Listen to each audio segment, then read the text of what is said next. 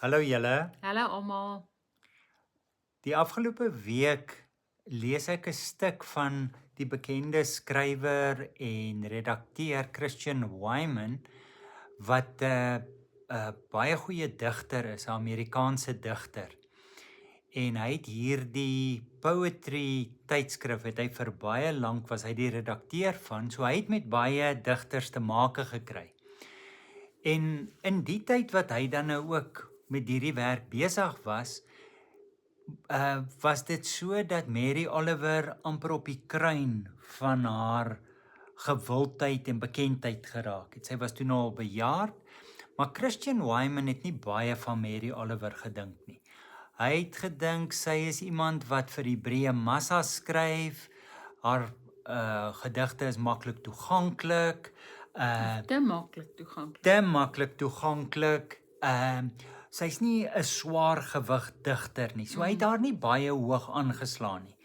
Maar toe vir die tydskrif, hulle het toe 'n eerbewys het hulle vir haar gegee en sy sou daarvoor gekom het na Chicago toe en toe het hy haar ontmoet by haar hotel en hulle sou vir 'n soos hulle sê 'n walk so 'n entjie se stap sou hulle gaan net om mekaar beter te leer ken en so aan.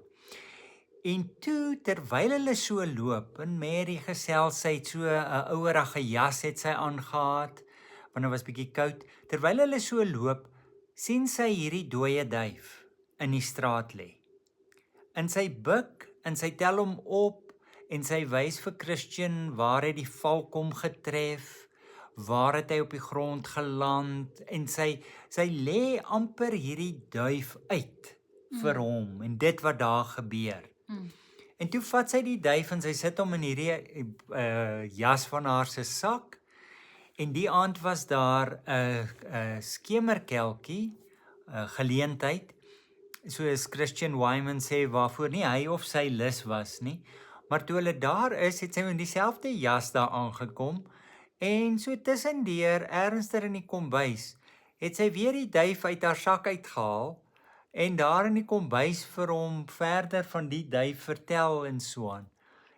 En Christian Wiman se agting vir Mary het in die proses baie gestyg en hy het haar regtig bewonder omdat sy so toegewyd was en net was wie sy was.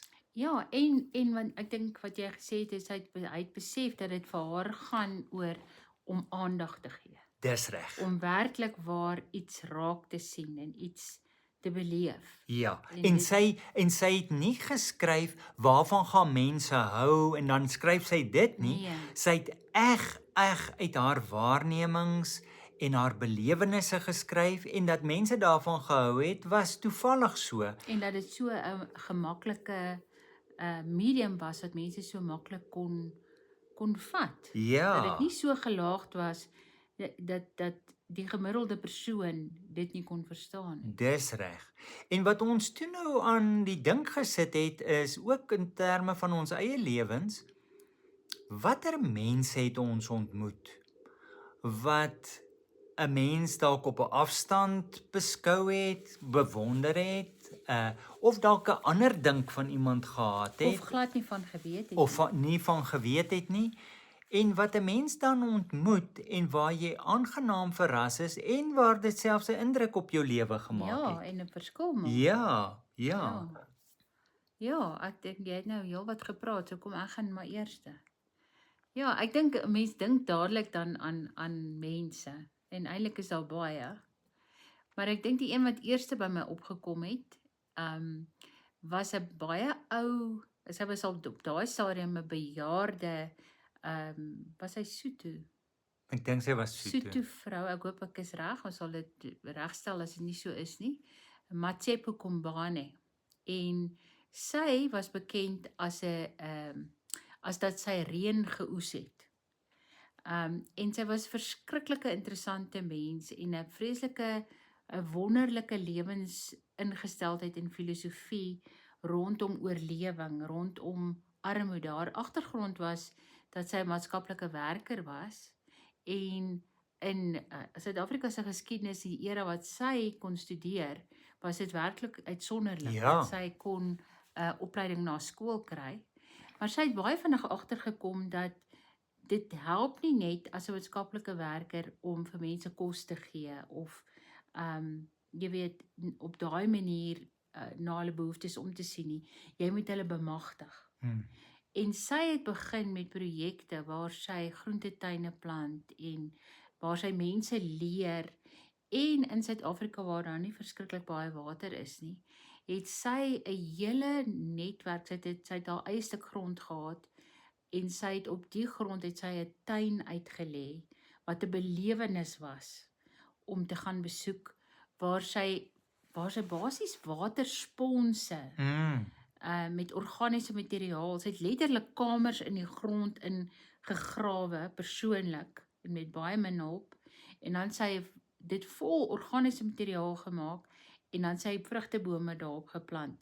En daar is navorsing gedoen, oorseese studente het gekom, sy was op soveel rade, op die SAIK raad, sy was by die Prins van Oranje het vir haar kom kuier, en sy was in Nederland, en haar lewe was so interessant, en sy was hierdie verskriklike, eenvoudige, ek wil amper nou sê in Zulu, magok, ouma, wat 'n mens wat jou raak sien, asof jy werklik waar iemand is, en wat jou onmiddellik aanvaar, en lief kry, en herken, elke keer as jy daar kom, en jou lewe onthou, en dit was net vir my 'n lewensveranderende ervaring, om haar te leer ken. Sy het altyd gepraat van haar helikopter idees. So sy het al hierdie idees in die nag gekry, en dan het sy sulke groot kartonne gehad, letterlik kartondose wat sy opgesny het, en dan sy nou hierdie helikopter idees van haar, het sy dan skematies voorgestel, en ag, sy was ligjare voor haar tyd, en oud geword, goed in haar 80's, en soveel mense beïnvloed, soveel projekte in Swaziland, en in Suid-Afrika aan die gang gekry, en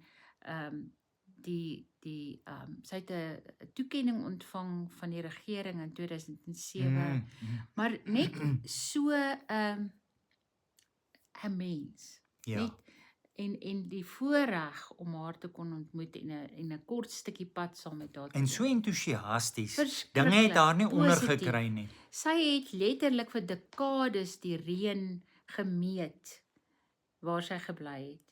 En sy het gesê, een goeie reënbui kan daai sponse van haar vol maak vir 'n paar jaar.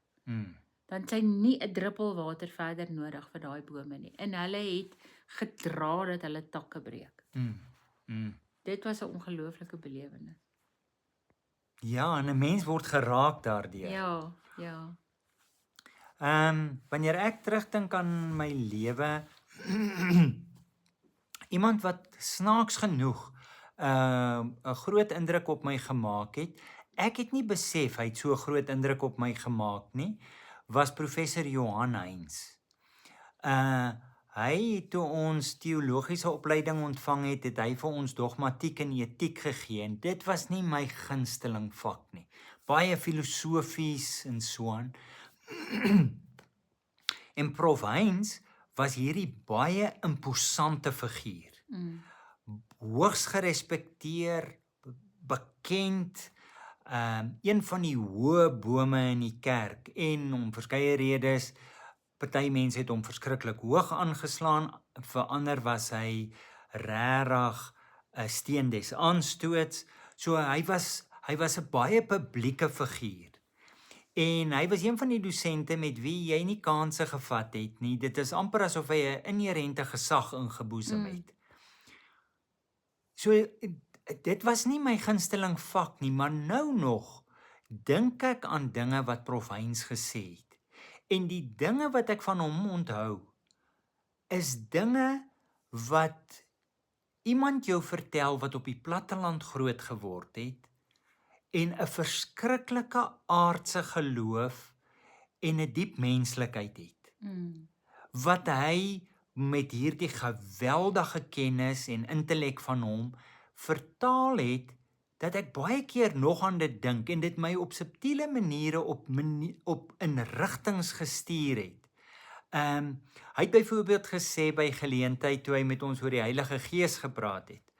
Hy het gesê, ons het net een vrou in die klas gehad, en hy het gesê, dame en menere, as my ma die Heilige Gees was, dan het ek baie meer gawes ontvang as wat ek nou gehad het. Wat iets so aards is, of hy het vir ons gesê, waarso is God? En dan maak hy net so. God is net aan die ander kant van alles. En is die ander, hy net so, dit bly my so by, en hy was so lief vir Knight Rider. Dan kom hy in die klas, dan sê hy, menere, dame, is daarom ongelooflik, daai kar wat so spring. So, Prof Heinz het Knight Rider gekyk. So hy was net so eg menslike mens, wat saadjies geplant het, en wat 'n mens ook net weer laat besef, 'n mens weet nie waar saai jy saad nie.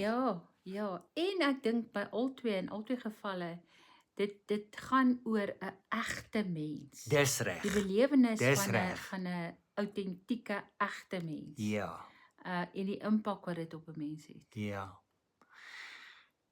Ja, 'n mens is dankbaar vir sulke mense, en as julle staaltjies het wat julle wil deel, sal ons graag van julle wil hoor. So Ja, baie graag. ons gesels volgende week weer. Mooi bly almal. Tata.